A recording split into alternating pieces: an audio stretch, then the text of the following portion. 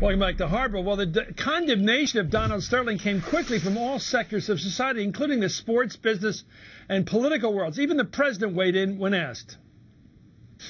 When ignorant folks want to advertise their ignorance, you don't really have to do anything. You just let them talk, and that's what happened here. And I think that we just have to be clear and steady in denouncing it, teaching our children differently, but also remaining hopeful that part of why some statements like this stand out so much is because there has been this shift in how we view ourselves. Well, is the president right in his hopefulness? Both Republicans and Democrats expressed outrage, including Education Secretary Arne Duncan and Senators Claire McCaskill and Bob Corker. That specific instance, again, innocent to proven guilty, but if it's true, I don't think he has a place or a role in the NBA. And folks, the owners are going to have to step up. In our country, we have a First Amendment which allows ignorant racists to say whatever they want to say. However, I hope the NBA takes swift action against this man. I can't imagine how it must feel to be one of the African Americans playing on his team, how they must feel today. Knowing that the owner of the team is obviously such an ignorant racist. It's just outrageous in 2014 that comments like these are being made. So I thought the president's response was appropriate, and I don't know what else to add to it. It's beyond belief. Well, it followed a similar pattern to last week when tapes of the Nevada rancher Cliven Bundy making racist comments about African Americans came out. Many of his former backers on the right quickly and publicly rebuked Bundy, and as you heard, the president referred to a shift in our views that makes comments like these stand out. Well, others have noted optimistically that it's no longer acceptable for mainstream politicians and leaders to write off racist talk as a vestige of a different generation or a different culture as they once might have.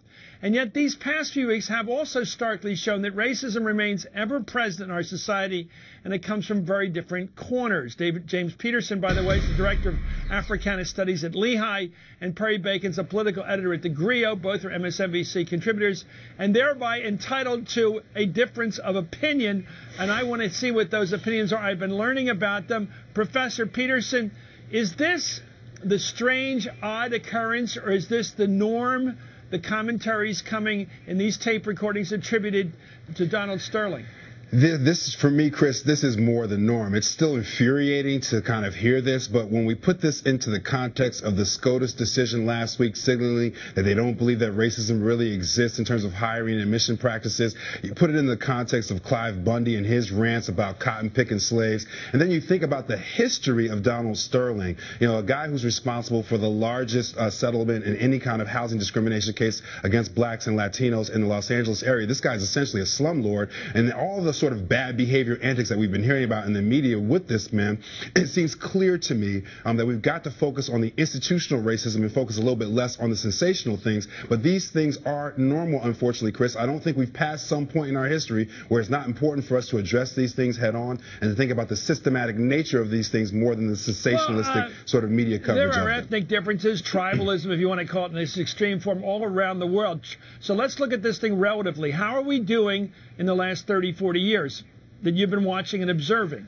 Has this country improved or hasn't? I mean, I'm trying to get a reading out of you. Chris, of course there's been some improvement. There has been some improvement. But unfortunately, we've emphasized too much of the symbolic nature of some of these improvements instead of the substance of institutional and policy-oriented change and exchange here. At the end of the day, there's still, when we look across all the institutions in America, criminal justice, hiring and firing, lending practices, housing discrimination, education, all of these things have racial gaps. And so we have to look at the systems. And listen, we can pat ourselves on the back for the progress, Chris, but we have to keep it moving because there's still a lot more work to be done. Let me go to Perry Bacon. Do you agree with what you just heard?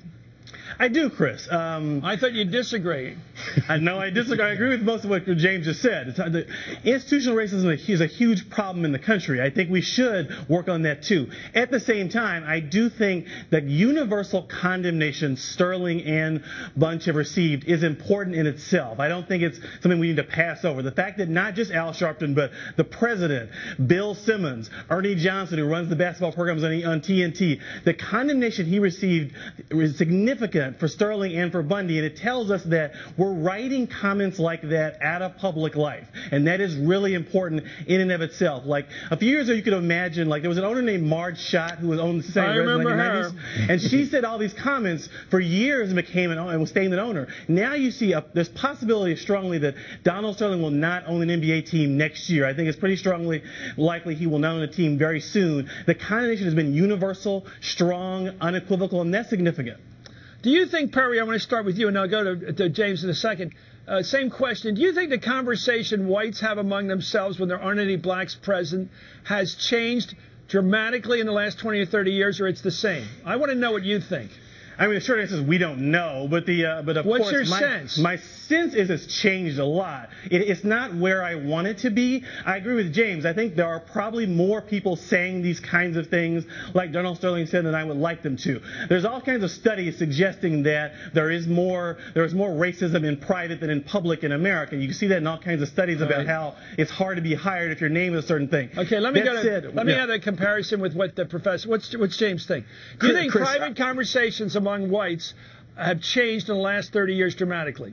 Chris, I don't care what whites say privately. I'm asking you a question. I want to know the answer because you're making a commentary here. I just want the comment. I am making commentary. My commentary is I don't care what white people say privately. What I care about is systematic institutional racism. And listen, I still want the players for the Clippers to step up. I think it's an opportunity for them to boycott this home game coming up tomorrow. I think there's more to do to draw attention to this, but I'm only concerned about systemic institutional racism. Personal or interpersonal racism, for me personally, we're talking about Chris, the doesn't matter Sterling as case, much. which is about words spoken on a tape recorder. Exactly, and for Sterling, that's why I'm asking Chris, you, for me, do you think they're Chris, typical or not? Listen, for me, for Sterling, it's more important that he discriminated against hundreds, if not thousands, of black and Latino people in the housing communities of Los Angeles than it is about what he said about Magic Johnson. That's just my own personal belief about this situation.